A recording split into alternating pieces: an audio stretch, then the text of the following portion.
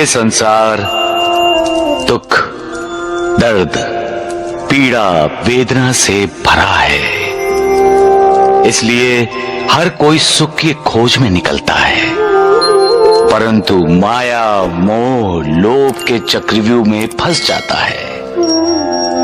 दुख तो अंत तक इंसान का पीछा करते हैं और इंसान उन पर विजय पाने की लगातार कोशिश करता रहता है, और उस कोशिश में वो सर्वशक्तिमान परमेश्वर को भूल जाता है। इंसान अपनी हार मानना नहीं चाहता और सुखी होने का नाटक करता है।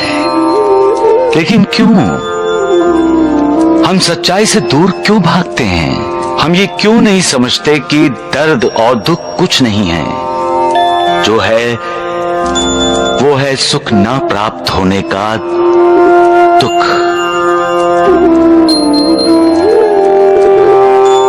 धन, दौलत, जमीन, जायदाद को मात्रा में तौला जाता है,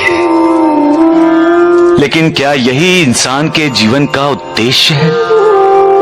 नहीं, उद्देश्य है मालिक को पाना,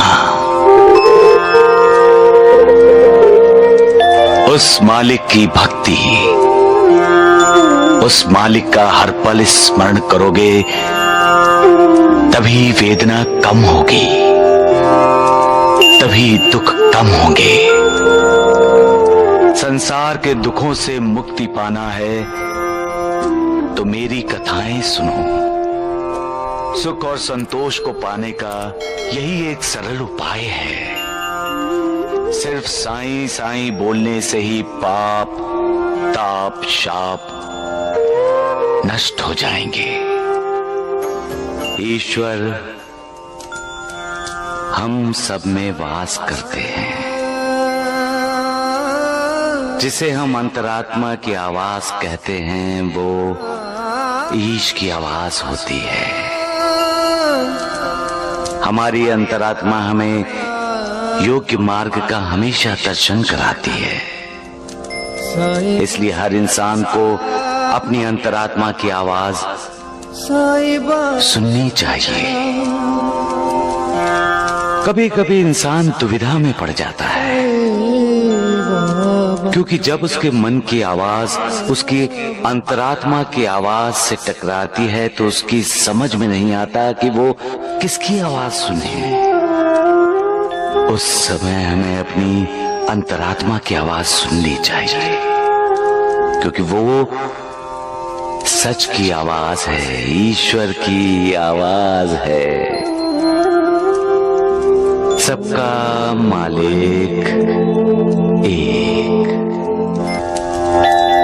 पेड़ को आदर्श मानकर चलोगे तो कभी किसी का बुरा नहीं करोगे। पेड़ पर पत्थर मारते हैं ना, और पेड़ बदले में क्या मारता है? नहीं, वो तो उल्टा फल देता है, और तुम्हें साथ साथ छाया भी। बन सको तो पेड़ बनो। अहंकार इंसान का सबसे बड़ा शत्रु है।